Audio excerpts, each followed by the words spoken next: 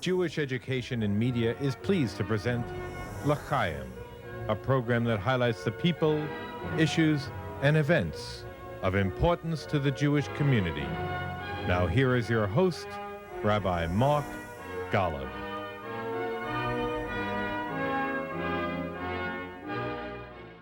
I'm Mark Golub, and from the Dillon Room at the Council on Foreign Relations, there are talented, brilliant members of the Jewish community who are making their contribution on the American stage, helping to shape the character, philosophy, behavior of America as a whole. And one of the most brilliant, thoughtful, and creative individuals engaged in this lofty pursuit is one I have viewed, as many of you have, from afar, with enormous respect and admiration for both the content of his analysis and the dignity with which he always carries himself. It's an honor and a real kick for me to welcome to L'Chaim Ambassador Richard Haass, President of the Council on Foreign Relations, and a man with an incredibly impressive record of service in the field of international diplomacy, foreign affairs, and most specifically, and relevant to the Jewish community, in areas relating to the Middle East. Let me give you a brief summary of Richard Haass's extraordinary work. Richard was a Rhodes Scholar and has a master's and doctorate from Oxford University. Over the many decades of work at the highest levels of American government, he was an invaluable advisor to multiple administrations in the area of foreign policy. Richard Haass was principal advisor to Secretary of State Colin Powell and was special assistant to President George Herbert Walker Bush, known as Bush 41, and was the president's principal advisor for the Middle East, as well as the Persian Gulf, South Asia, and on the National Security Council staff. Richard Haass was instrumental in U.S.'s creating a coalition of countries to force Saddam Hussein out of Kuwait in the first Gulf War of 1991, and he was awarded the Presidential Citizens Medal.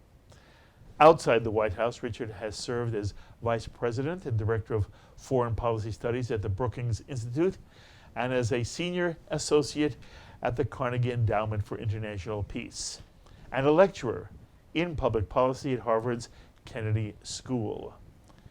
And for 14 years, Richard has been the president of the Council on Foreign Relations, the most prestigious think tank on the American scene, dealing with issues relating to the most sensitive and vital areas of American concern. And his bi-monthly magazine, Foreign Affairs, is most influential in analyzing and debating issues facing foreign policy and economics. Richard is the author or editor of 13 books on American foreign policy, and Richard Haass's current book is a riveting analysis of foreign policy for America as it confronts the world after Brexit. A World in Disarray, American Foreign Policy, and the Crisis of the Old Order. And Richard, I have seen you so often myself on television. I've heard you speak. I've wanted to sit with you for so long. Thank you for making time for me and the L'Chaim audience. Thank you I've had many introductions in my day, and that by far was the most generous. I don't deserve it, but thank you. You deserve that and much, much more. So much I want to talk to you about. I want to talk for one moment about who the heck you are. And we're meeting at the end of Passover, actually. And lo and behold, you tell me you lead a mean Seder. Is that true? I do my best to take people through it. I don't allow too many interruptions. It's also a chance to each year to introduce some new material. So for me, it's always fun. Okay. What was the new material this year? Two parts of it. One was a really corny, what my kids call dad jokes, which is probably politically inappropriate, so we won't repeat it here. And the other is I always try to relate the Seder to what's going on in the world. Yes. So for example, when you come to the plagues, what the plagues are, when you think about it, is nothing more or less than sanctions.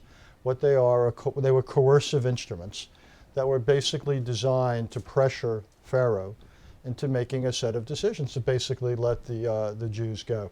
And there's so many parallels then between what's going on now vis-a-vis Syria, North Korea, what have you, and what went on then. So I wove that into it, as well as the whole idea of refugees. Here we are in a world today, what, 25 million refugees, 40 million more homeless. And again, this is a story to some extent about people who were forced out, who were refugees. And again, so it's history. But the whole idea of Passover, you know when they say in the Seder that when you teach it, this is not just about the past, but you're living in history. Jews are a part of history. So that to me is what I try to do with every Seder. That was wonderful. What's your Jewish background? How did you get so knowledgeable? Well, I was brought up in a conservative Jewish congregation out on Long Island. Which one? Temple Gates of Zion, All right. out in Valley Stream. Who was your rabbi? Rabbi Simon Resnikoff. And was he the rabbi at your bar mitzvah ceremony? He was my rabbi at my bar mitzvah. David Mann was the cantor. I don't know why I remember all this, but I do. It's lovely that you do. I remember the green suit I wore. It's the one and only green suit I've ever owned. And then I learned more about it, funnily enough, when I became a college student. I was a student at Oberlin. And my original major was comparative religion. And ultimately it evolved a little bit, and I ended up getting my degree in Middle Eastern Studies as an undergraduate. But and then I lived a year. In the course of my junior year, I spent abroad and lived in Israel and took quite a few courses in Old Testament and Jewish history and so forth. So I picked up some things. That's lovely. And what about you in Israel and your parents in Israel? Any sense of Israel growing up? Very little. I mean, the one I remember is I was born in '51, so the Six-Day War was when I was, 15, 16 years old. And there was a sense of rooting for Israel, the underdog. It was David against Goliath. But no, I did not grow up in a house, to be honest, where Israel and that identity was central. When I came of age in the 60s, the big foreign policy issue wasn't about the Middle East, it was about Vietnam. I was a little bit too young for civil rights, and also then, unlike today or in recent years, U.S.-Israeli relations were not a matter of great controversy. Mm-hmm. When I went to college, it wasn't an issue on campus in particular. So the answer is no. I mean, I went to Israel because of archaeology. I was a religion major, and I was offered the chance to go work on a dig in the Negev, and did that and said, hey, I'd like to stay here for a year. So I studied Hebrew, I studied Arabic, and had an amazing junior year abroad. Often Israel's talked about as an abstraction, and for me it became real. It became a place with beautiful things as well as flaws, real people I liked, people I didn't particularly like, but it became something very real. And I knew a lot of the territory. One of the projects I did was amazing. I was working with someone who was doing a study of all 48, if my number's right, Levitical cities, the cities in the Old Testament where the Levites were given refuge or sanctuary. Exactly right. It was an amazing opportunity to see virtually every square inch of Israel. Plus, if you work on archaeology in Israel, it's like being the bat boy for a baseball team here. So I worked for Yigal Yadin. Oh my goodness. Worked for Yigal Shiloh. I got to meet Moshe Dayan. So for me to do archaeology then as a young American was about as cool as it gets. Okay. And then how does Richard Haass end up really specializing in foreign affairs, and you're essentially in the White House?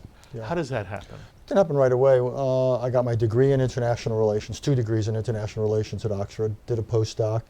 I got the chance in the Carter years to come back and work at the Pentagon. And what was interesting then is what were the great events of '79? You had the Soviet invasion of Afghanistan and the revolution in Iran. So I found myself working on this part of the world. I was one of the people pulled into that.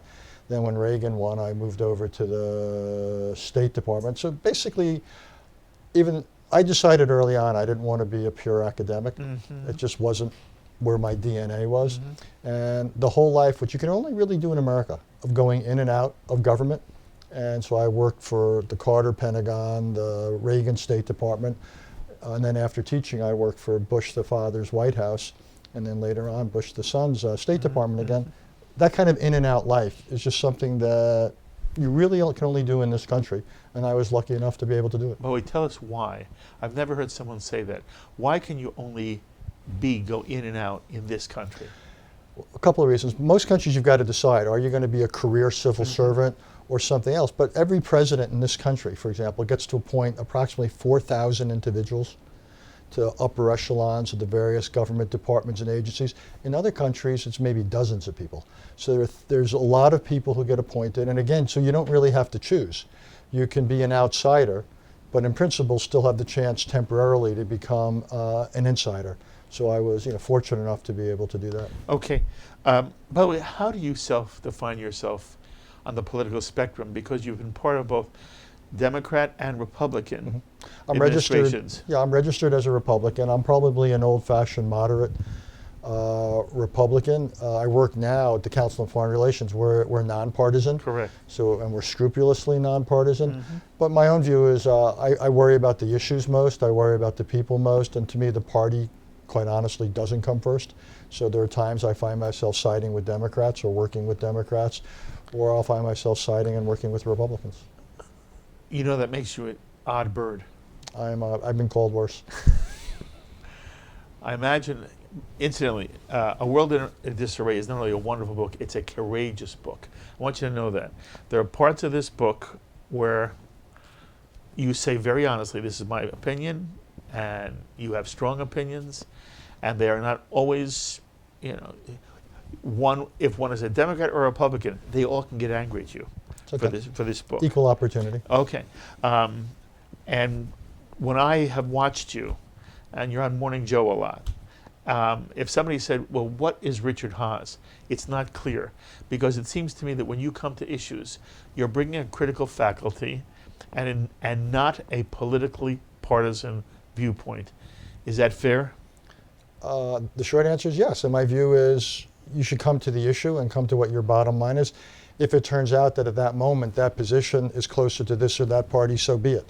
But I'm a great believer that you speak truth to power, and whether that's in the government for your bosses or just in my current job, I sort of feel I have the responsibility just to say what I think and to explain to people how is it I got from here to wherever I ended up. And whether they agree with me or not, I want them to at least understand it and hopefully respect it. Okay.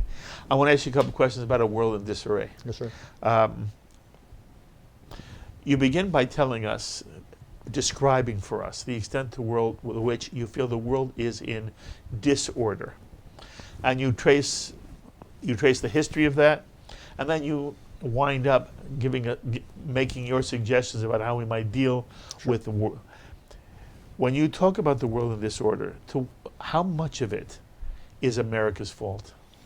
The degree to which the disarray we find in the world, to some extent, I think it's both things we've done and haven't done.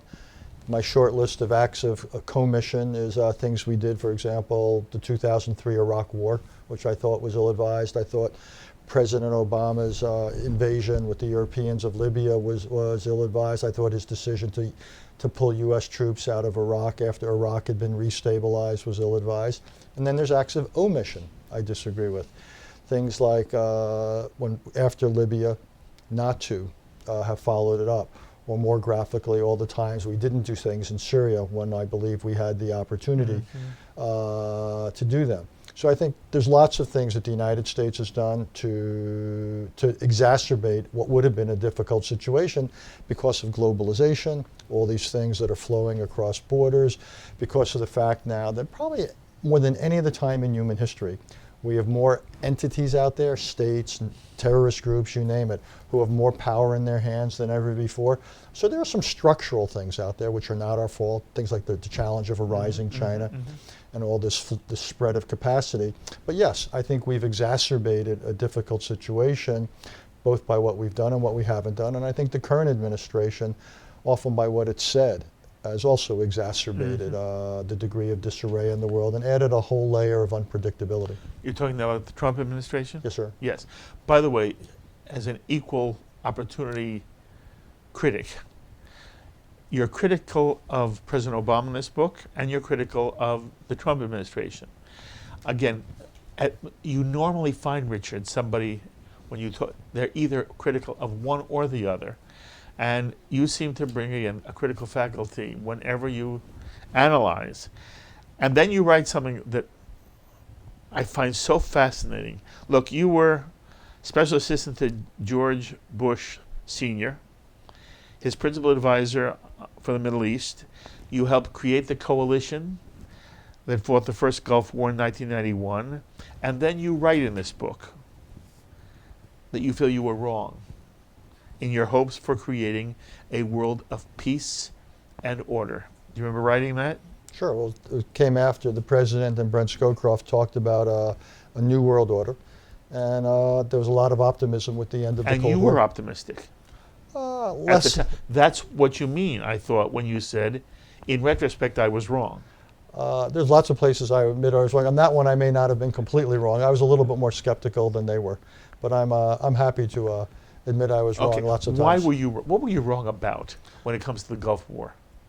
Well, I think with the Gulf War, where I think if I had to do it again differently, was the ending of it. The ending of the Gulf War was messy. The idea that I was wrong in predicting that Saddam Hussein would not be able to survive politically.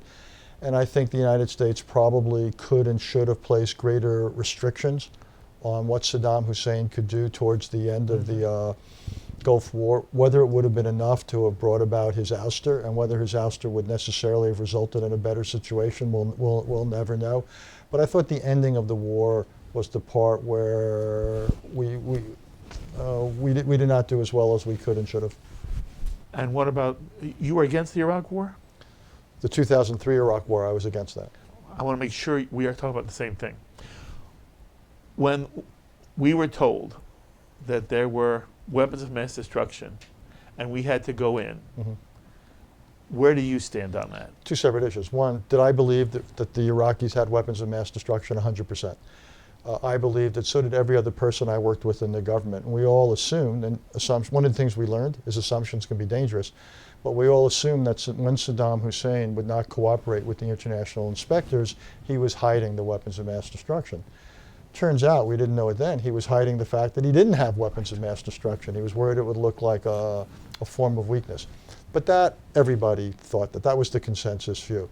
I still thought that even though he had some weapons of mass destruction or some programs, some nuclear programs, I still didn't think it was necessary to invade at that point. I think in 2003 we had other options that we should have pursued. In particular, I thought there were a lot of things we could have done to have dramatically tightened the sanctions regime, and I was worried about the repercussions of invading. If we gained ownership of Iraq, what that would mean. Okay. You understand, people watching you all over America right now, we're just ordinary Americans. I've never been in the White House. I've never been in an administration. I don't know how it works. I get my news like everybody else. We read, we watch, we try to understand. You've been inside. Explain to me from your perspective, how could American intelligence have gotten it so wrong? How could, and I'm not you personally, but you were part of a group of people. Sure. And the reason why it's so important for us to understand is, if you could have gotten that wrong, and you mentioned a number of times where you think we were wrong, but these are the top, smartest people in our country with an intelligence system that we believe in, and you got it wrong. I want to understand what you think that means, and how's your wife, how do you feel comfort about decisions that are made today, which at the moment we seem to live in a very scary world, Richard. People are very frightened. One of the things we want to believe in is that the people who are in the seat of power, they're extraordinarily, not just competent, extraordinarily competent, and that mistakes like this couldn't be made. It's not like you didn't know things that were really wrong. What do you say to yourself, and what do you say to somebody just like us? Okay, this is the equivalent of you go to a doctor who's a specialist in a certain disease, and he looks at the symptoms and he says, "Oh, you've got this disease." In this case, people thought that Saddam had weapons of mass destruction, and when they saw the intelligence, they tended to see it through that prism. So there was a bias, and that's what people brought to it, and that bias wasn't challenged enough. There was no lying, there was no misrepresentation. People simply got it wrong, and the lesson I take from that is you've got to question your assumptions a lot more, you've got to have competing analysis, you've got to bring in outsiders at times to challenge groupthink. all of that. But basically, there was just a bias. If you got a hammer, everything looks like a nail, and that was done. Now, that was a problem of analysis, very different than what I would call policy judgment. Should we have gone north of the 38th parallel in Korea when we did in the 50s? Should we have done what we did in Vietnam? Should we have launched the war in 2003, even knowing that intelligence? Those are policy judgment issues. But in this case, I think there was simply a bias. People approached the problem with a set of assumptions about Saddam Hussein, and that bias, that was the prism or lens through which they looked, and they got it wrong, me included. Including you. Okay. Absolutely. You do understand why that sounds scary. Well, again, what governments is policy made by people. People are imperfect. Plus, you're always operating with imperfect information. You never have a situation where you have 100% of what you need to know, and you have 100% confidence that what you have is right. If that were the case, you could do it by machine. The fact is, you're always dealing with incomplete information, and you're always dealing with imperfect information. People have to make judgments. They have to make conclusions. Sometimes it's really close. Very few calls in government, in my experience, are 90-10. Almost all the calls are 52-48, 51-49. Really? It's very, very difficult stuff. Government is hard. Making foreign policy is hard, and this is simply one example of it. Very interesting. You have a chapter in your book, Regional Realities. In that chapter, you pay special attention to issues related to the Middle East at one point. And by the way, obviously, having you on JBS, my interest really is to talk to you about foreign policy as it relates to Jewish issues, primarily Israel. But in analyzing the Obama administration in your book, you write about a gap between pronouncements and policy. And then you talk about some of the errors you think the Obama administration made. Talk to me about that for a moment, your concept of the difference between pronouncement and reality. And the thing that comes to everybody's mind is Obama's comment about the red line and then not following through, and you deal with that also in the book. You discuss that at length. But talk to me for a minute about what the reality of government is. This is not just true about the Obama administration. I assume this is true for every administration, the gap between pronouncement and policy. But was it a greater problem during the Obama administration? Yeah, well, anytime you have a gap between what you say you're going to do or what you say your interests are, and then either what you're able or willing to do, you run into trouble. And we ran into that repeatedly in the Middle East. Mubarak must go. Assad must go. Well, hold it. Just because you say somebody must go doesn't mean he goes. So there's that issue. And then you also at times talked about all these wonderful things happening as though they were going to happen automatically, but you've got to make them happen. I think now, for example, we have some gap between our commitments, say in Europe and NATO, and what our capabilities are. That's dangerous. Whenever you have those gaps, you want to narrow them. But I think the Obama administration was particularly prone to this because they were often unwilling to make large commitments in the Middle East. Obama's whole self-definition, in some ways, that he was going to be the anti-George W. Bush. He was not going to find America dragged into large commitments, military commitments in the Middle East. But he was ambitious. This combination of being politically ambitious, yet being reluctant to back it up with large military commitments was to me a dangerous way to approach foreign policy. And my guess is, and again, I don't mean to sound partisan because I'm an equal opportunity critic, but my guess is history is going to be extremely critical of Mr. Obama for this gap at times between what he articulated and what he was prepared to do. In America, in the Jewish community, there are people who adored President Obama, and there are some who felt, given the tension that created between him and Israel, that they don't like him at all. And I can't tell when I'm talking to somebody, am I getting a reaction because of partisanship, or are they analyzing it as you try to do? What I hear those who criticize Obama say is that his failure to follow through undermined his credibility among our allies. I hear those who support President Obama say that's nonsense and that Obama was loved by our allies. To the extent to which you're comfortable giving me your absolute analysis, what was the response by our allies, especially those in the Middle East, to Obama's not following through on the red line in Syria, and in general, the gap that you've just described? By and large, the response was quite critical. It unnerved a lot of our allies. In the Middle East, they felt particularly vulnerable. This is true of the Arab countries, also Israel, but it spread to Asia. Any number of Asian leaders spoke to me about how the President Obama's unwillingness to make good on his red line commitment raised fundamental questions to them about how much they could lean on him or depend on him. I think in places like Europe, even though they were unhappy with that, there was tremendous popular goodwill towards President Obama. But by and large, in the Middle East or Asia, I would say the red line decision not to make good on his commitment was probably the single, if I had to isolate one turning point in perceptions of Barack Obama, and again, where I think history will be rightfully the most critical, it will be on Syria, and will be on Syrian chemical weapons use. Okay. It is clear you've also been critical of President Trump. I want to isolate this issue, the difference between the gap between posture and policy. As we're sitting here now, it's only yesterday practically that President Trump does strike Syria after they use sarin gas. This is a contrast to what we experienced under President Obama. What's your analysis of the attack? Will this help, in your mind, our credibility with our allies, and for whatever criticism people may have of Donald Trump, in this particular area, is he going in the right direction from your perspective? Well, I supported the strike.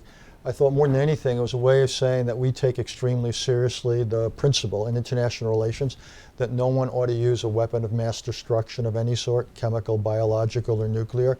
And that principle had worn very thin, in part because of what President Obama hadn't done in Syria. So I thought it was good for that reason alone. Second of all, it showed a certain contrast. He was a president willing to act and to act quickly, and people in the region could rally around that. I also think, though, it was limited. This was not the United States jumping into the Syrian civil war with both feet. So we still have preferences that one day there'd be regime change, but this was not the United States getting massively involved in the Syrian civil war, and I think it's correct not to. I think the focus has got to be, in the short run, on attacking ISIS and preparing for the liberation of territory currently held by ISIS. That's where I think the administration is. And the focus right now, here we are, a week or two later, is not on Syria.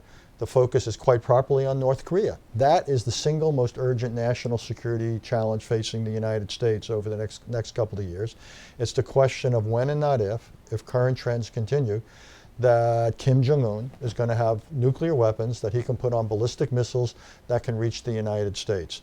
That is an extraordinarily worrisome possibility. So that is quite properly the focus of the United States. Indeed, coming back to President Obama for a second, one of his big ideas was the United States should, quote unquote, pivot or rebalance away from the Middle East into Asia, but he never quite managed to do it. And I think what's good about this is we're seeing this president being both more active in the Middle East, in the case of Syria, yet also putting greater emphasis on dealing with North Korea. And again, I've been critical of the Trump administration on any number of issues, and I'm happy to catalog them if anyone doubts me. But here, I think he's essentially gotten it right. He's also been given credit for having listened to generals. Do you think that's true? Well, absolutely. Well, he's got a Secretary of Defense who's a retired general, his national security advisor. It's quite ironic. In American history, we celebrate civilian control, and this is the first time we've had such a number of senior retired, and in one case active. General McMaster, the national security advisor, is still active duty. But these are seasoned pros. Okay, does this bother you? Not at all, because I know these men, and I have tremendous confidence both in Secretary Mattis, the Secretary of Defense, as well as General McMaster, the National Security Advisor. These are class people. These are independently minded, experienced men of tremendous integrity. Anyone watching this as a citizen, ought to feel good that again, I've been critical of President Trump on any number of issues. I'll probably be critical again on any number of issues. But in these two appointments, in General Mattis and General McMaster, he has chosen well. Okay. Can one be critical of a president in isolated areas and still feel he does well in other areas? Well, of course. How could you not be? Right. I mean, I've never been in a situation, and I doubt you have, Mark, where you've been either 100% in agreement or 100% in disagreement. And I think you've got to be intellectually honest. And if you work for a president, by the way, you owe him your best advice when you disagree. Now, if you still work for him, then you've got to salute and go out and defend the policy as if you'd gotten your preference. But in private, loyalty demands that you give your boss your best counsel. Whether it's not whether he wants to hear it; it's whether he needs to hear it. And that happens. We're always afraid that any president surrounds himself only with yes men. Is that a fear that we should have, or do you believe, as you've seen government work, people who are in the White House are smart enough to know they have to have varied opinions? It's always a danger. Groupthink is a danger. Yes men. I've seen a lot of people, when they walk into the Oval Office, they lose a little bit of that balance because it's intimidating. There's a lot of history there. Suddenly you're talking to the commander-in-chief, the President of the United States. It's sometimes hard to tell a president what he doesn't want to hear. You read about these stories. Bob Strauss, when he used to, the great Democratic political strategist, he tells a story the first time he went in to see President Johnson. And he had convinced himself that he was going to give Johnson a piece of his mind and tell him the truth about how the president was making a colossal mistake in Vietnam. He walks into the Oval Office. Johnson says, how are we doing? Aren't we doing great in Vietnam? And Bob Strauss says, yes, sir, we're doing great. And Strauss in his memoirs, to his credit, said, I felt so small. I went home, I took a shower, and he promised himself if he was ever given another chance to speak truth to a president, he would, and he always did after that. And I remember reading that, and I said, good for him. That's a fabulous story, Richard. Has the advantage of being true. Has anything like that ever happened to you? Have you ever been in the Oval Office and you've had to make a decision about what you say to the sitting president? All the time. And let me say this. I won't go into every detail, but by and large, my very few regrets in life, and I don't have a lot, I'm a lucky guy. My very few regrets are the things I didn't do or didn't say, and much more than the things I actually said. So when I've had the opportunity to go face to face with the president, I mainly had it with 41, with George Bush the father, but I've had it with other presidents, whether I worked for them or even as an outsider. I had my chance with Barack Obama and others. I've pretty much made up my mind. You're always respectful, you're always polite, but you're doing them no favor if you hold back. So my view is to, if they let you into the Oval Office, you're part of the deal. You let them know what you think and why, and that's the best way you can help them. Mm-hmm. I would imagine it's intimidating, as Bob Strauss described, but also there are some people who want it so badly. They're afraid that if they say something the president gets angry about, that he'll cut them out. Quite possible, and there are presidents who have done that, and all I'd say is any president or chief executive who does that is heading for a major mistake. I always tell my staff, let me know what you think is wrong. Protect me. I don't want to go out there and make the mistake. I want to make the mistake in the privacy of my own office and be persuaded not to run with it. And if I were, I'm not going to be, but if I were ever president of the United States, that's what I want. Yeah, look, I get tired sometimes of hearing criticism, being told why I can't do something, but you want to have staff members who are smart enough but also strong enough to save you from yourself. Mm-hmm. And I hope that any future president surrounds himself or herself, not with yes men and women, but with really smart people of independence. Now, at the end of the day, the president's got to decide. Okay. But you want to have around you people who anticipate what the critics out there are going to say after you do it. You never want to be surprised by the reaction. Okay. Again, this may be unfair to ask you, but so what? You were with President Obama. You know of President Trump. Did President Obama and does Donald Trump understand what you're saying, and did President Obama and is Donald Trump surrounding themselves with people who will say no if they have to? Well, again, I'm not sure I understand what you mean by do they understand what I was saying. Look, these are both people who have, you don't get to be president by not being smart. Different kinds of smart. And President Obama had what I would call real cerebral, almost academic smart. Donald Trump is much more intuitive, sizing people up kind of smart. So very, very different kind of minds. Very, very different. They're about as different as two people. But each smart in their own way. Each smart in their way, just fundamentally different ways. And obviously people are wondering to themselves, is Richard Haass saying that Donald Trump is also smart enough to listen to people around him? Well, that's a character issue, and he's been in president now for not even 3 months. But look, I think there's been some signs of listening. The fact that he reversed his policy on China after flirting with breaking the so-called one China policy, went back to it so he could focus on North Korea. That shows me some learning. The fact that he ran against getting involved in the Middle East militarily. But then he's the president who green-lighted this Tomahawk missile strike in Syria. That suggests to me some learning. I don't know how you could not learn if you're president. What comes at you every day? That's an inbox like none other. So you've got to learn. And I just hope that over the however many months or years Donald Trump is president, he surrounds himself with good people, and he's prepared to change. Mm-hmm. He's prepared to learn, because there are few things more different than campaigning and governing. Mm-hmm. Campaigning, you see everything as a one-off. You can be rather pure and absolute. When you've governed, you've got to make real trade-offs. You've got to determine priorities. So often what got you to the Oval Office will not allow you to succeed in the Oval Office. So all presidents have to make that transition. I hope Donald Trump makes that transition. He has in some areas. Quite honestly, he hasn't in others. So I think the jury is out. Okay. Come back to Korea for one moment. You said at the moment it may be the most serious problem confronting America in general. For almost 8 years, Richard, all we heard about was the nuclear threat out of Iran and that we should have an Iranian deal. I didn't hear people in the American administration saying the real threat here is going to be Korea. I didn't hear it for 8 years. This is relatively new. But I assume at the same time, people like yourself and other people in government saw this coming long before the last couple of months. Why was this not? Benjamin Netanyahu is making a world case against Iran's obtaining nuclear weapons. Why hasn't America been screaming and screaming about Korea's? He is depicted as if he's insane. But you've said it here. It's the most serious threat facing us. It didn't happen yesterday.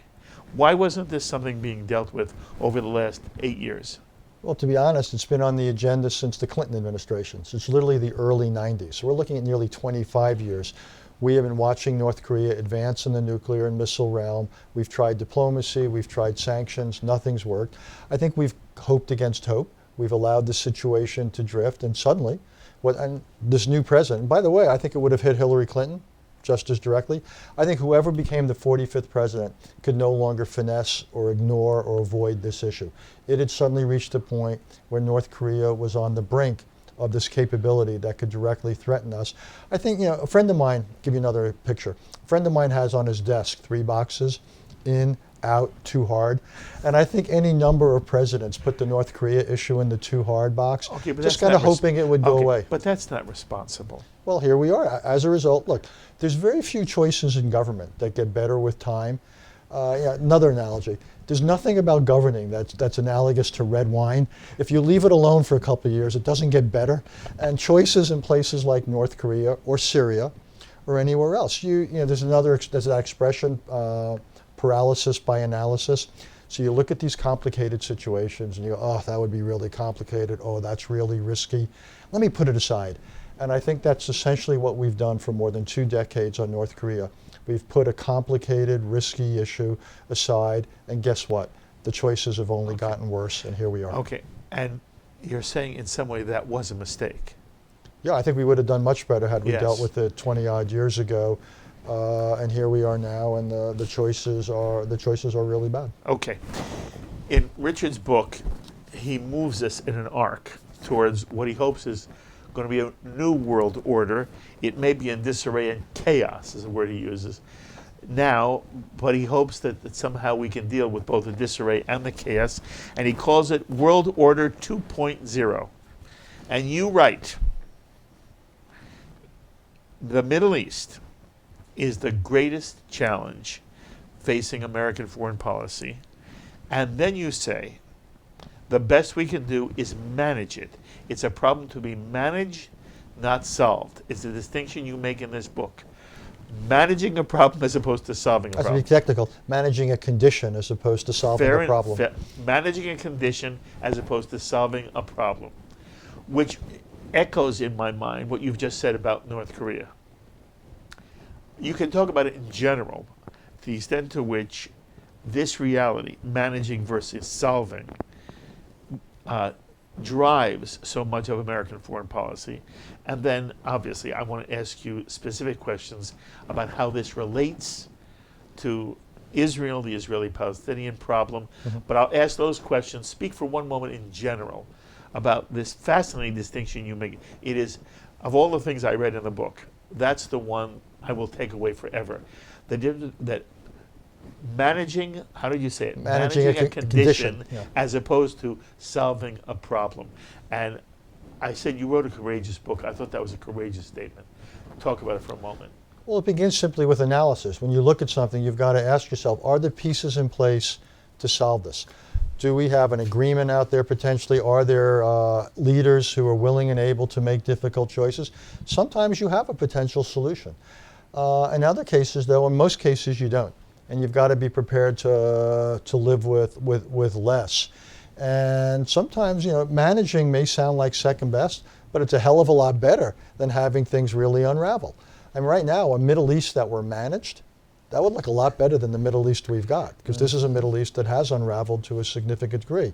Is it a Middle East where we've solved it and wrapped it up and put a ribbon around it? No way. But management can be the best of all the possible outcomes. Okay, and in the real world, management may be the only thing we can do. In the real world, not only the only, it may even be ambitious. When you saw the Arab Spring, did you analyze it correctly, or did you think you got it wrong? Unfortunately, I think I got it right. Meaning? I was quite worried. I did not see it as a spring.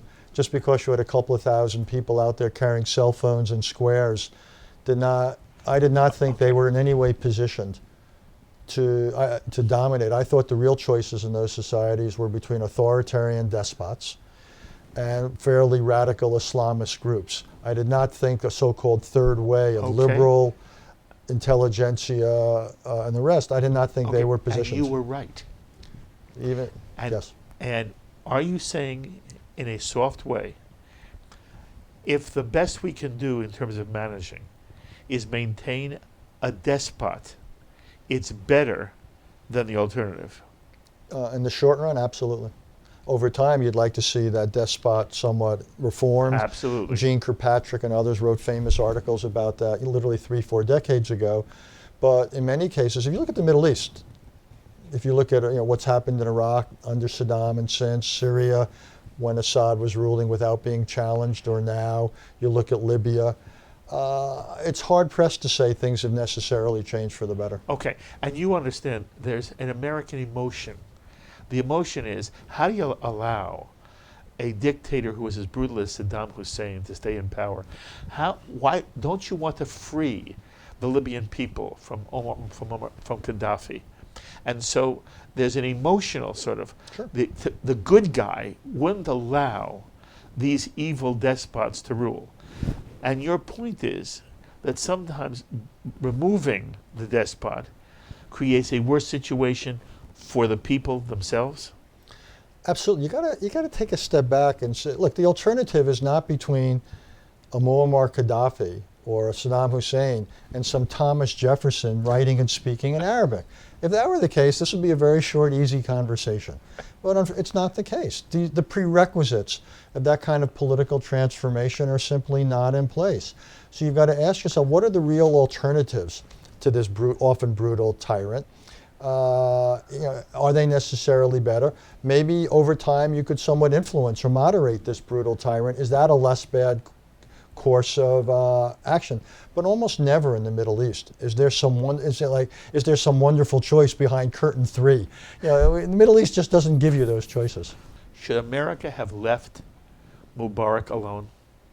I do not think we should have said Mubarak must go. I think we should have worked on a timetable with him that he could have lived with, and we shouldn't have been public. We should not have publicly humiliated him the way we did.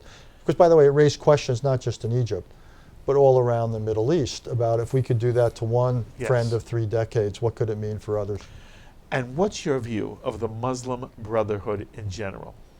Well, it's a wide-ranging organization. There's elements of it that I don't like at all. There's elements of it that are willing to operate within the political space. What I would say to it is so long as you're willing to play the political game within certain parameters or rules, that's okay. But you can't go beyond those. That's when you cross the line.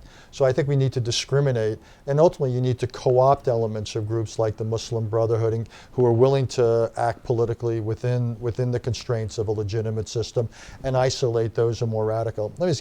I spent years as the U.S. envoy to Northern Ireland, and I worked a lot with political movements that had this range, and my goal was always to find those forces who were willing to accept the limits of traditional politics and to try to isolate the people who wanted to use force to advance their political agendas. The latter are terrorists, the former are not. And are you saying that you feel that there is a legitimate wing of the Muslim Brotherhood which would fit into the less militaristic, the non-terrorist category? I believe there is. I'd certainly say it's worth exploring, but the short answer is yes. It's not, wing might be too formal. There will be elements within groups like the Muslim Brotherhood we can and should try to co-opt by basically sending 2 messages. There is a space politically that you can operate in, and by the way, if you cross this line, it's going to be a miserable situation for you. By the way, Richard Haass can say that because when he talks about a line, he means it. At the moment, the word line has no credibility in the American, among the American people. And I have people coming on JBS all the time, people like Daniel Pipes, people like Charles Small, who say over and over again, at the moment, the biggest threat that comes out of the Islamic world, the Islamic Jihad, is really run by the Muslim Brotherhood. And yes, they have, parties that seem to act nice, but that the overall ideology of the Muslim Brotherhood is what is driving jihad. Do you feel Daniel Pipes and Charles Small are wrong? I just don't buy that, and we better hope they're wrong, because that's too many people. That would be, if you had a critical mass of that size, we'd be in real trouble. What you want to do, again, is not even look at it in those terms. Find people who, forget about what their goals are, they are the means. You want to focus on their means. There may be most people in the Muslim Brotherhood who have goals that we find abhorrent. What matters to me are how are they prepared to pursue those goals? And as long as they're prepared to pursue those goals within a legitimate political system, I'm willing to give them some space. As soon as they turn to violence on behalf of their goals, there's no place for that. There can be no place, and I think you've got to have that 2-sided analysis. Okay, we do know though that the Muslim Brotherhood does sponsor and encourage violence of some kinds. Oh, and where that happens, we ought to come down like a ton of bricks on them. Okay, the Israeli-Palestinian conflict. If someone would ask you, Richard, why has no 2-state solution been implemented? Why is there no peace between Israel and Palestinians? What's the bottom line answer? Tonight you're kind enough to talk about this book of mine, A World in Disarray. Many, many years ago, I developed this idea and wrote a book about the concept of ripeness, R-I-P-E-N-E-S-S. And in order for any dispute, whether it's Cyprus, Northern Ireland, India, Pakistan, the Middle East, what have you, to be resolved, you've got to have, besides the outlines of an agreement, besides an acceptable process, you've got to have leadership on the respective sides that's 1, willing, and 2, able to make a deal. And I would simply say, in the Israeli-Palestinian dispute, you do not have a leadership on both sides that is willing and able to make a deal. You haven't had one for quite some time now, and you don't have one now. Hopefully one day we will have such a leadership, but I simply don't think you have the prerequisites for a successful negotiation. Okay, I just want to understand, and obviously I do have a bias here, but I want to understand from your perspective.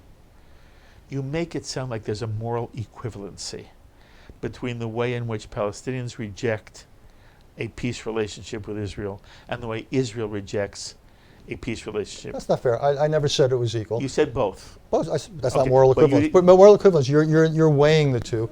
I'm simply saying, as a prerequisite, Okay, you but- need leadership oh. that's willing and able to make peace, and I'm simply saying it doesn't Need- exist. Okay.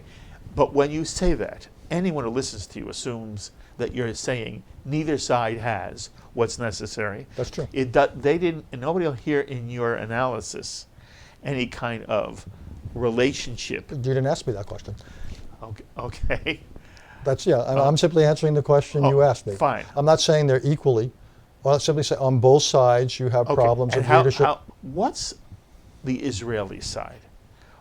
Why do you think, from the Israeli perspective, they don't make peace with the Palestinians? I think it's complicated. I think to some extent it's a reaction to what the Palestinians say and write.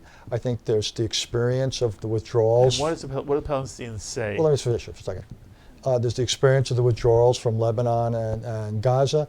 I think there are people in Israel who don't want to compromise for peace. A lot of the settler movement and a lot of their political supporters in and out of the Knesset. So you've got multiple reasons why Israelis don't want to take risks, give up something tangible, which is territory, for something intangible, which is peace. There's a lot of reasons that Israelis, different Israelis feel that way. Okay, so Israelis feel in some way threatened. Oh, they feel threatened by the charter of Haass.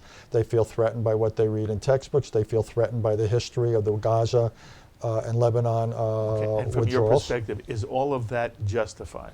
Oh, I think Is it real? those are legitimate concerns, and it ought to raise. There's legitimate concerns, which is why one ought to be thinking about how you structure a process that takes into account these legitimate concerns. I'll be honest with you, I'm much less sympathetic.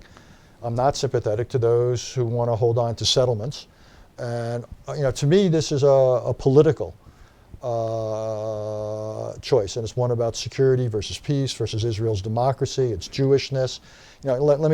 I'm coming from a point, I want Israel to be a secure, prosperous, democratic Jewish state. Mm-hmm. That is my deep abiding concern. So I see this in that context. So my view is, how do you shape compromises that increase the odds that Israel will be able to check all four of those boxes? I don't want to see anything that jeopardizes those. Israel can't do it on its own. It requires a partner. It doesn't have a partner. But I think Israel needs to try to do things that create a context in which hopefully a partner steps forward. What do you mean when you say Israel has no partner for peace? Well, at the moment, you don't have a Palestinian leadership that is willing and able to make peace. It's not willing. A big chunk of it, in terms of Hamas, I don't see the sign that it's willing, and it's not able because it's divided. It's too weak. There's no political consensus on that side that it would be prepared to step forward and able to survive politically if it stepped forward. So at the moment, Israel doesn't have a single partner to sit down with who can represent all the Palestinians. Okay, and you're the best person for me to ask and understand the answer.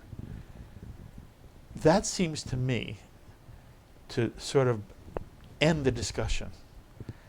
If you're telling me that the Palestinians do not have a leadership that is either willing or able, even if they were willing, which they're not, you tell me. They're not willing to make peace with Israel. And even if they were, which they're not, they're unable. I don't understand why that is. If somebody says to you, why is there no peace between Israel and Palestinians? That's the answer. That's the answer, but it's not the end of the conversation. No, yes, but now it's not what I asked you. I asked you why there's no peace. For me, it's very simple. Okay, I'm saying that's a reason there's no peace. It's not the only reason. That's the reason. No, well, again. If you have nobody who says, Yeah. I will and can't, I won't and I can't, then what's Israel's role? What do you say to somebody who says to you, I will never make peace? I will never make peace with you, and even if I wanted to, I couldn't make peace with you. To those who say they'll never make peace, that's not an interesting conversation. They're off to the side. Who are they? Well, no, They're anyone who not said, off but at the moment they're not off to the side. which is why one of the reasons you can't have peace now. But what you say, if you're Israel, what you do is you want to limit the number and the influence of those who say we will never make peace. What you want to do is you want to strengthen the voice and the capacity of those who want to make peace. So what do you want? Two things. It seems to me what Israel does is it tries to strengthen those forces in two ways. One is economically and politically from the ground up. And second, Israel says things. It says, if you're willing to give up certain things, if you're willing to eschew violence, if you're willing to accept Israel as a Jewish state, here's the potential pot of gold at the end of that rainbow. So if I were Israel, I would say, look, we can't make peace with these people now. We don't have a partner.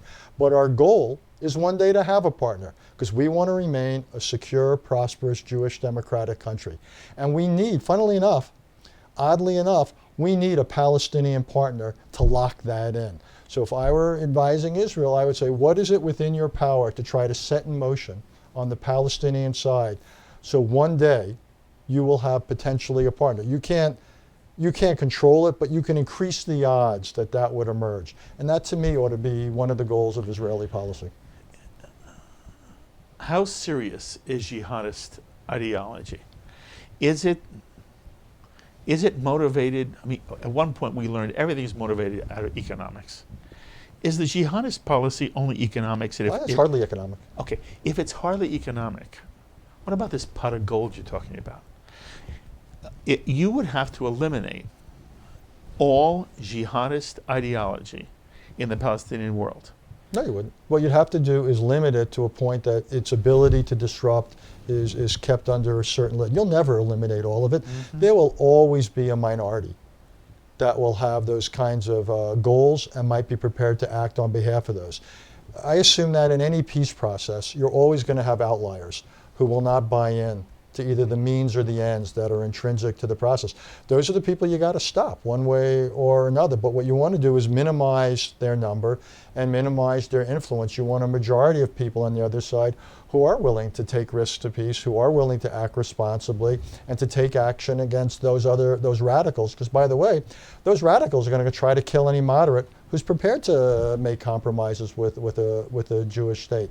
But that's the way of any peace. There's nothing unique about this dynamic. This is the way of every peace process. You always have people who want to stop it and are willing to kill to stop it. You have to stop them. Okay, you spent a long time in Ireland. You were credited for helping get peace there.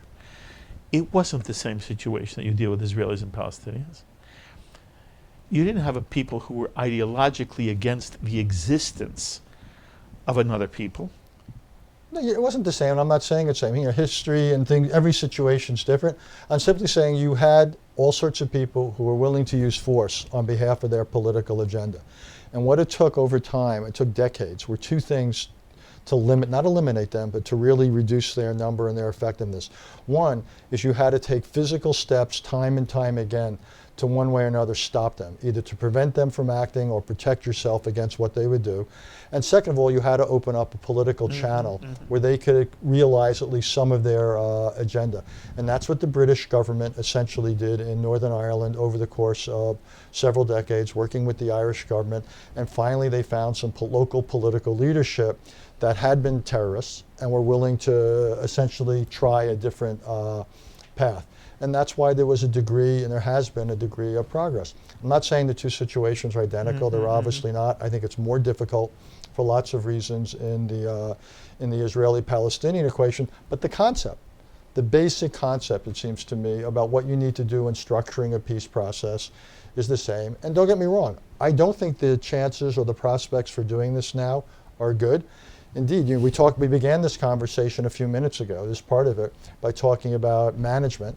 So I don't think you're going to solve the Israeli-Palestinians anytime soon. Yes, I thought that was the insight. It's not going to happen. That ultimately should be brought to the Middle East. You're not going to solve it. No, and if I were advising Rex Tillerson, the Secretary of State, I would say, don't spend a ton of your time trying to do this. It's not there. You don't have the pieces to work with. What you might want to do is say, what kind of dynamics can I maybe set in motion so my successor may have some things to work with? Or what can I do, even more realistically, to keep a difficult situation from getting even worse? For example, how do I avoid having a situation where maybe there's violence around the holy places, which could be something that could be even more negative? So you want to ask yourself some very difficult but also realistic questions. That's my only point. Okay, what I see is the following. I saw 85% of the Israeli people say, we'll give up territory in a heartbeat if we have Canada living next to America. If the Palestinians want to live with us in peace, they can have the West Bank. And by the way, the Israelis will give up East Jerusalem. And we'll figure out what to do with the Temple Mount. But they've got to live with me like Canada lives with America, because I don't want my children and my grandchildren every day at risk. And I'm tired of having to send high school kids into the Israeli Defense Forces. And so when Oslo came around, there was overwhelming support for it in the Israeli people. And the Israeli people maintained that support. It was never about land for the Israeli people. Never. And they live in a democracy. They live in a pulsating, real democracy. And they vote in Knesset after Knesset. And ultimately what happened was they got burned from their perspective. They left Gaza, and as you described, it was horror when ultimately Gaza was supposed to become the Monaco of the Middle East. And right now they don't trust. They don't trust at all. And I don't see any reason for them to trust. And what happened was the Israeli people did not abandon the two-state solution. They said what you said. We see nobody to make a two-state solution with now. Even though we're willing to do it, we don't believe it, because nothing that has been done by the Palestinians, nothing indicates to us there is, to quote Richard Haass, a leadership that's willing or able to do so, and that Hamas is now aligned with Fatah. And if the Israeli army withdrew from the West Bank, in a day Hamas would take over Fatah. The only reason Abbas, who's in the 10th year of a 4-year term, that's Palestinian democracy. The only reason Abbas is in power is that the Israeli government protects him from Hamas. And the Israeli people therefore say, we're not abandoning the two-state solution. But you got to live in the real world. And we've got to listen to what Richard Haass says. You manage a problem. You don't solve it. The peace is, a two-state solution is a solution. We can't solve this problem. We will now manage it. And as a result, you're honest, I'm honest. It offends me when somebody makes it sound like the reason there's no two-state solution is the Israelis don't want it and the Palestinians don't want it. That's not true. The Israelis do want it. The Palestinians may want it but can't have it. And I don't understand why that isn't seen and said by you and by everybody in the American administration. Tell me now where I'm wrong. Two things. Two-state solution, to paraphrase Churchill about democracy, a two-state solution is the worst form of peace settlement for the Middle East except for all the others. So I've been working on this issue for 40 years. Yes. We're now about to mark the 50th. 40 years you've been working on yes. this. We're now about to mark the 50th anniversary of the June '67 war. And it's still the least bad approach I can think of. And again, I think Israel will ultimately pay a price for not having a two-state solution. Let me finish. I gave you a chance. Let me just finish. And I think it's important for Israel to see a two-state solution not as a favor they do to the Palestinians. It's a favor they do for themselves.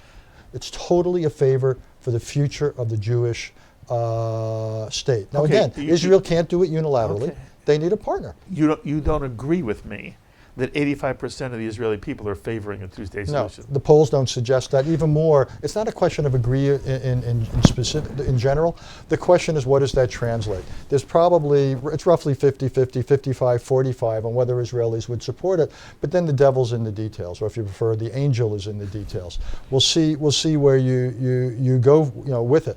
What I would do if I were Israel is I would try to, again, change the dynamics on the Palestinian side. I don't know if it would work, but I would be much more forthcoming publicly about declaring what is out there for Palestinians if they meet certain conditions. And Israel has signed up to a lot of this before. I'm not inventing something fundamentally new. Right. I would restrain certain types of settlement activities simply to keep open, in principle, the possibility of a Palestinian state. But Israel is going to need a partner. Right now it doesn't have a partner. Hopefully one day a partner will emerge. Okay, you have defined the major disagreement between us, and you did it very well. And if you are right, then I am wrong. If you're right that 50% of the Israeli people are against a two-state solution, then I am wrong. I believe you're wrong because what I believe this polls show is Nobody in Israel now believes it's possible, and that the 85% is still there. But they define it differently. I talk to people in the Jewish community all the time, Richard, who now tell me, I'm against the two-state solution. When you press them, you find out they're not against it. What they really mean is, it's not possible. The code phrase for, I don't think it's possible given the... But that's apples and oranges. The position then should be, I am for it under the following conditions. I'm skeptical. You're right. I'm skeptical. You're right. And the reason, I think not to be skeptical would be naive. You've Yes. got to be skeptical. Yes. But I think what Israel needs is to basically articulate a position, what I would call conditional advocacy. Under these conditions, we believe a two-state solution. When the Palestinians are ready to step up to this, we look forward to having that conversation. And you don't feel that's been said? I don't think it's been said with anything like the clarity it needs to be, and I think there's some behaviors on the part of Israel that are inconsistent with that. If there's a two-state solution, what happens to the settlements? Well, I think the settlements and my guess is, I don't negotiate this, but in the three principal blocks, those would become part of Israel. There would be some territorial swaps, and I think the controversial area is going to be to deal with the settlements that have grown up outside the three principal blocks. I don't see how those stay. There would have to be major compensation. Just like you did in Ireland. You're now part of working this whole thing out. What do you want done to the settlements that are not in the blocks? Oh, I would think there would have to be compensation for individuals to return to Israel. Why should they have to return to Israel? Because I'm dealing in the world of reality that I think that citizenship has to be tied to territory. Okay, so you're supposing they're willing to live under Palestinian sovereignty. Well, that's an interesting question, whether they would be willing to, who would protect them, how would the Palestinians Why be should able they to need take them? protection? Because people live in a society, and there may be some people on the Palestinian side who don't. Look, that's a question of, do I think you could work out a political arrangement where Israelis could remain? Probably Why not. shouldn't- But put that why on the would- agenda. but why Mark, wouldn't you put that want on the that? agenda. Why wouldn't you? Because why we live in wouldn't a the United world, by States- and large, where citizenship and territory I are tied to one said another. they're living under, by the way, there are French citizens living in America now. There are Italian citizens. Yeah, but they're not living in geographically designated areas. But what I'm saying is, you want to put that on the agenda? Fine, put it on the agenda. Argue it out and see what the choices are. And then at the end of the day, if the Palestinians say no, Israelis will have to say, we can either have a deal under these terms, or we can't have a deal. Which way do we prefer to live? That's a legitimate question. Why doesn't that offend you as an American? Because it doesn't, because I deal in the world of reality where you have to make choice. Look, to govern is to choose. You can't always have all you want. So I'm basically saying, if I'm Israel, if I want to have, at the risk of repeating myself, a secure, prosperous, Jewish, democratic state, I'm going to have to make some compromises for that. I'm going to have to make some risks for that, take some risks for that. I'm going to have to pay some price for that. On balance, I think it's worth it. If you basically What say... are the risks the Palestinians are going to take? Well, they're not going to get back a lot of what they want. And for Is that a any risk? Palestinian leader... No, risk. Tell me what they risk. I think it's a price. The Palestinians are not going to be able to have a right of return. Okay, They're not going to have all the territory they want. They can articulate their own, what they see as the price, and they'll pay a political risk for accepting what they will see as a percentage of a loaf. They're going to have to make the decision whether on balance they're better off with it. Historically, the Palestinians have rejected the chance to compromise, and I think history has shown as they erred by doing that had they taken compromises along the way, they would have more than they have now, or they're ever likely to find a negotiation will give them. That's where we are. Look, this is not central to the Middle East. At the risk of breaking news to you, we could have a solution to all this. We would still have a civil war in Syria. We'd have a civil war in Lebanon. We'd have a civil war in Yemen. Iran would still have nuclear ambitions. We could go on and on and on. And I think one of the issues is that this issue, the Israeli-Palestinian issue, is no longer central, if it ever was, we can debate that, to this part of the world. This has become, not completely, but to a significant degree, a kind of local issue. Indeed, I think that's the beginning of wisdom about this issue, is even within the Middle East, this issue could be solved, and the Middle East would still be virtually as turbulent as it is. And there's an argument, therefore, for government administration, American administrations, asking themselves, does this really deserve the priority it's been given? And I would simply say probably not. And you feel that's been a mistake administration after administration has made? Yes, sir. Yes. And it seems like presidents come in, and one of the things they want to be is the president that solved the Israeli-Palestinian conflict, and they haven't read your book, and they don't understand, maybe they don't understand the difference between managing and solving. I wanted to know whether you felt, as the Trump administration goes forward, in terms of Israel, in terms of Korea, in terms of Syria, in terms of Europe, does Richard Haass feel there will be constructive changes in those areas, or are you still concerned? Are you worried? Well, I'm always concerned. Like, I'm not good at predicting. I Yeah. used to say in my last job, I was the head of policy planning, not policy predicting.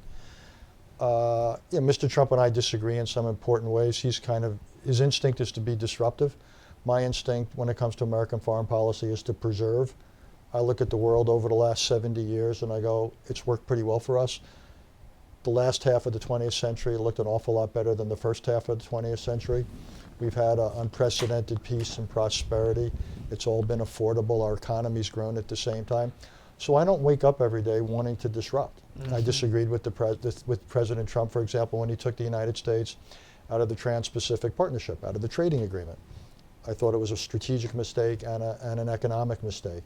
I disagreed with him when he introduced the idea of direct relations with Taiwan. He then correctly walked it back. He was critical of NATO. Now he's become more supportive of NATO. So I support, if you will, the correction. This is a work in progress. Yes.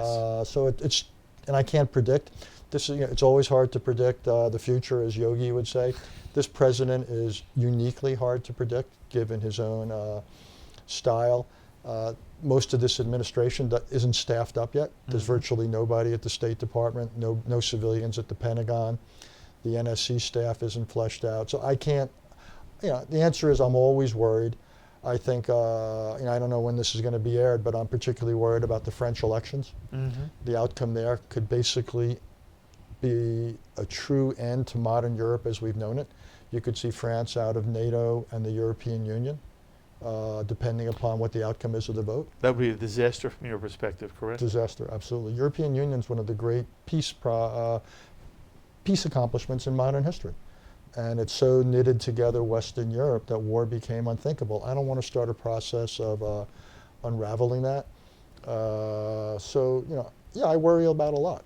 In a sense, I'm in the worrying business. Mm-hmm. And history teaches you to worry and not to take a lot for granted. So I hope the Trump administration comes around to see the value of preserving, in some ways more than changing. Because again, I see that, while in principle I always recognize the upside of change, history teaches you also to be very aware of the downside of change. And your book really covers hundreds of years. What's your view of Iran, and why? It's interesting how little Iran has been mentioned. At one point it looked like it was the major threat to the West. And how do you view Iran now? And the fact that we don't talk about Iran so much, does it reflect a changing reality? Well, I'd say that Iran is an imperial power. It sees itself as having this large role in the Middle East, being very influential through its own power, through groups like Hezbollah, through supplying arms or other types of support to Shia populations. It's the principal outside power in Iraq, in Lebanon, in Syria. So Iran, this is the Iranian moment in the Middle East. I think the nuclear agreement parked, but did not solve, much less eliminate its nuclear capability. And big parts of that agreement start to expire before too much time goes by. Was it a mistake, Richard? It was not a mistake to have an agreement. I think this agreement was one we wanted too much. I would have been more demanding, particularly on the timelines. I think that the ceilings on various aspects of the Iranian program expire much too soon. And I think we had more leverage given the low oil price as well as the sanctions. So I think we could and should have held out for a more demanding and why agreement. Didn't we, do you think? You'll have to ask the negotiators of that, Okay. but by and large, I think the administration wanted to avoid two outcomes. It wanted to avoid going to war with Iran, and it wanted to avoid an Iranian nuclear weapon. The third option was an agreement, but I think they wanted an agreement potentially too much. But we are where we are. So I think one of the goals for the United States is going to be to think about what takes the place of this agreement when important parts of it expire. The Iranians are going to want nothing to take its place. I think we're going to need to insist that something takes its place. In the meantime, we're going to have to find ways to push back against Iranian power selectively in the region. And I think we should probably disabuse ourselves of the notion that Iran is going to somehow mellow and good guys are going to come to the top. I see no evidence that Iran is going through a process of significant political evolution where quote unquote moderates or reformers take Iran in a very different direction. So I think we've got to be sober. And are you saying that Iran is going to be as much of a threat as we feel Korea is now? Are they both going to be, for a period of time, serious threats to world stability?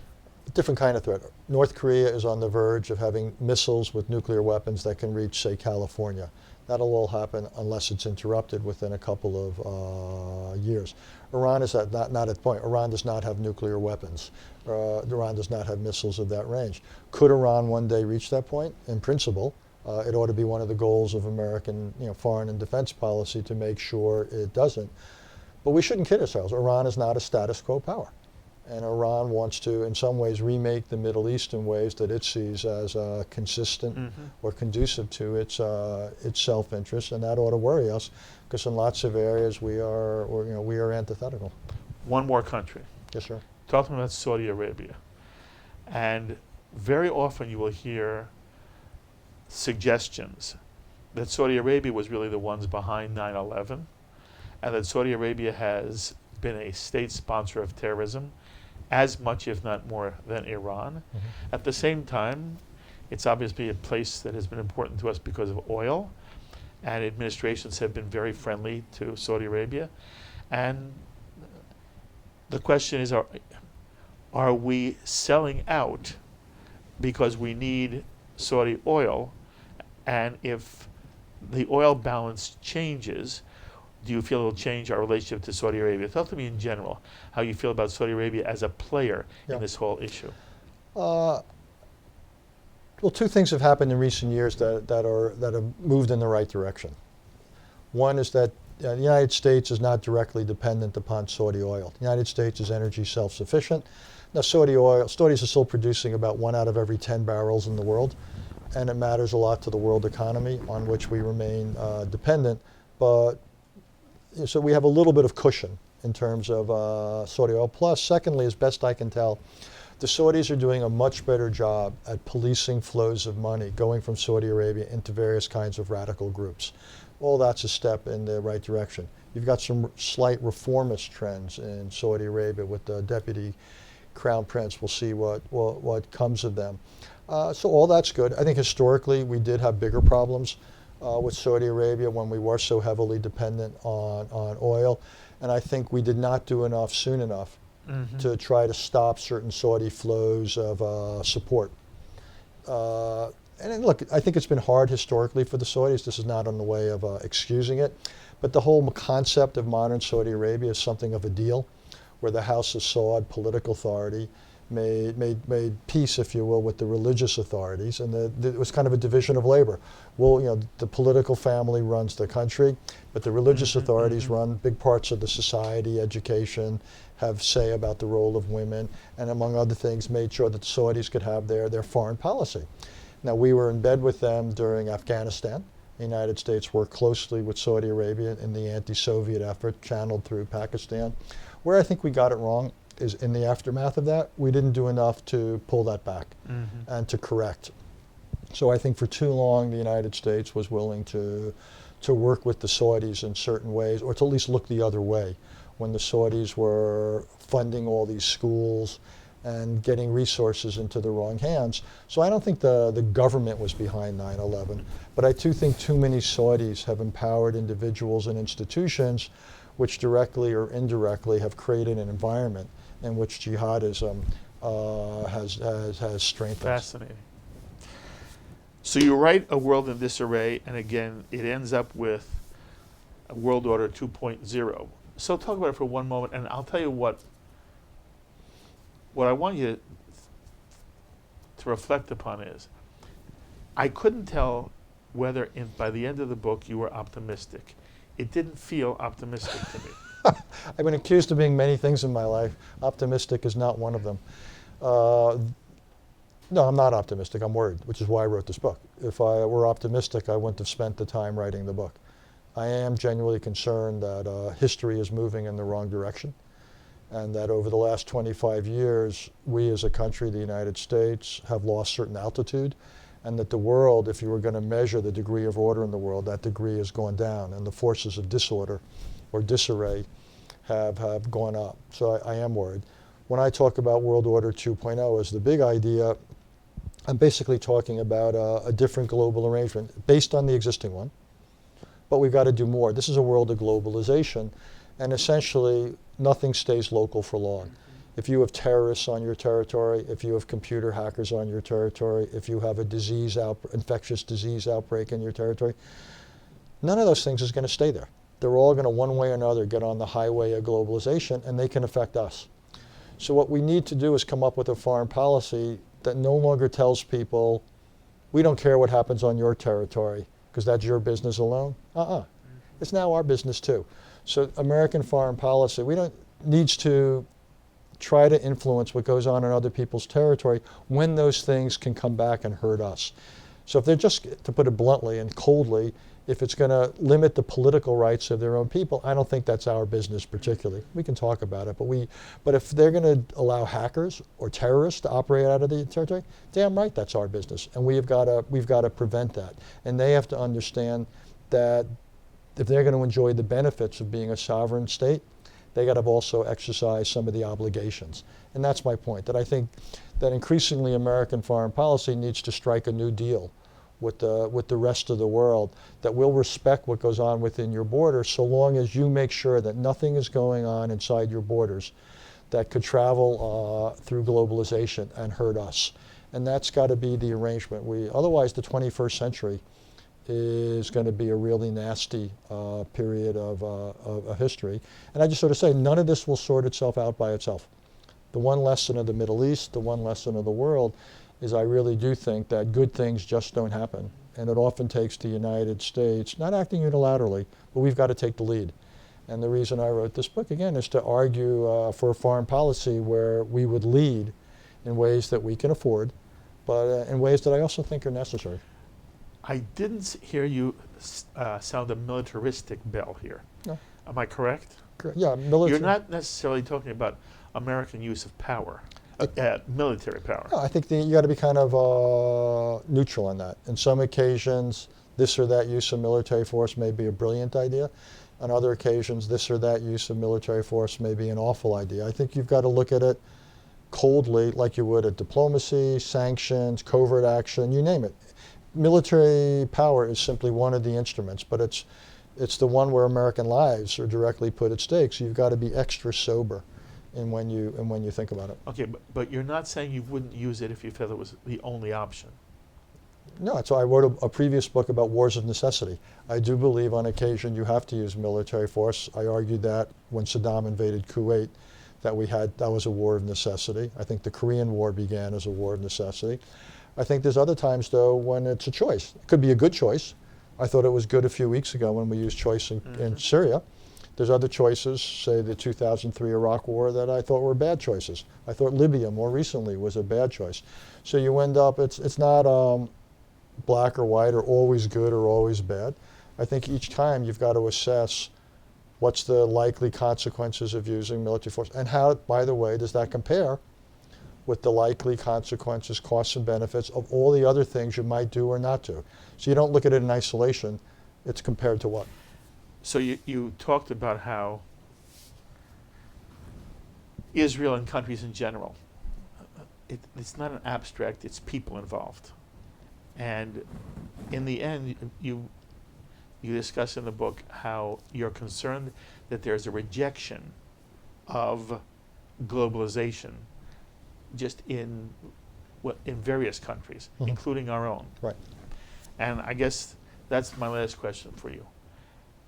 As you look not at nation states, but as you look at populations, ours and whatever experience you've had with people all over the world. Are there going to be, in the end, people who embrace the kind of overarching understanding the way in which we are all intertwined now in a global world, and that decisions must be made, as you say, it's got to be good for America, but we are not only about America. Mm-hmm. To what extent are you optimistic or pessimistic now about human nature as you look at it today? That's up for grabs. And probably what will be decisive in that is how well we deal with something we haven't talked about, which is artificial intelligence, robotics, driverless vehicles, and the rest. Millions and millions of jobs are going to disappear in this society, in this country, and around the world. Now, technology will also create some new jobs, but the job skills that we're going to need, there's a mismatch. So just because when a worker loses a job driving a truck and a new job comes along, doesn't mean there's going to be a match. We have got a massive educational and training effort that faces us in this country, faces Israel, it faces the countries of Europe and Asia. This is inevitable, and unless we somehow get on top of that, then I think populism and nationalism will grow. So we could get it right, but it's going to take real effort and real focus, because this is coming at us. This is, I think, what could be, the biggest challenge facing our societies is the destruction of work as we've known it, and how are we going to support societies? How do individuals get dignity if they don't have work? Individuals who don't have dignity are much more susceptible to being attracted by the siren song of populism or nationalism or anti-Semitism or you name it. And so to me, this is a big issue facing this society in the United States and other societies. So that's the answer to your question. We can deal with populism and nationalism, but it's going to take a major domestic effort. You are fabulous. You are fabulous. Thank you. And you gave me so much time, and you're so wonderful. Well, thank you, sir. It's been an honor for me to meet you. We should call Tuva Hatzlacha, only success. Toda rabba. You keep writing and you keep speaking. There's no one like you. Thank you very much. Thank you very much. The thoughts of Richard Haass, who's president of the Council on Foreign Relations, and Richard's latest book is A World in Disarray, American Foreign Policy and the Crisis of the Old Order. And again, there are few people on the American scene anywhere who bring Richard's perspective, insight, and intelligence and passion. And it's been an honor for me to sit with you. Thank you. By the way, you can pick up A World in Disarray at bookstores everywhere and on Amazon. It's published by Penguin Books. It's an important book. Try to pick it up. A World in Disarray. As always, I invite you to be in touch with me with any thoughts or comments you may have to any of the ideas you've heard on this edition of L'Chaim. Please email me, write me, post on our Facebook wall, or tweet me. I look forward to hearing from you. Until the next time, I'm Mark Golub. L'Chaim, my friends, to life.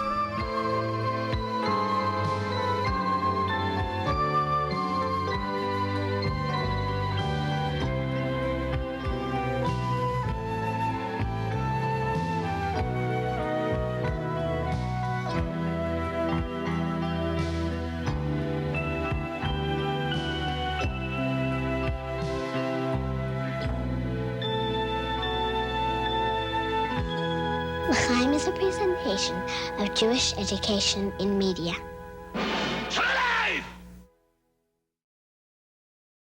We would be pleased to send a complimentary DVD of this program to anyone who wishes to support JBS, the Jewish Broadcasting Service, with a tax-deductible gift of $36, double chai or more, to the nonprofit organization Jewish Education in Media. Simply visit the JBS homepage and click on the Donate button to make a donation by PayPal or your credit card. And please indicate the program for which you would like a DVD. Or you can send your tax-deductible check made out to Jem, Post Office Box 180, Riverdale Station, Bronx, New York 10471. And again, please remember to indicate which program you would like to receive with our compliments. And we thank you for your kind support.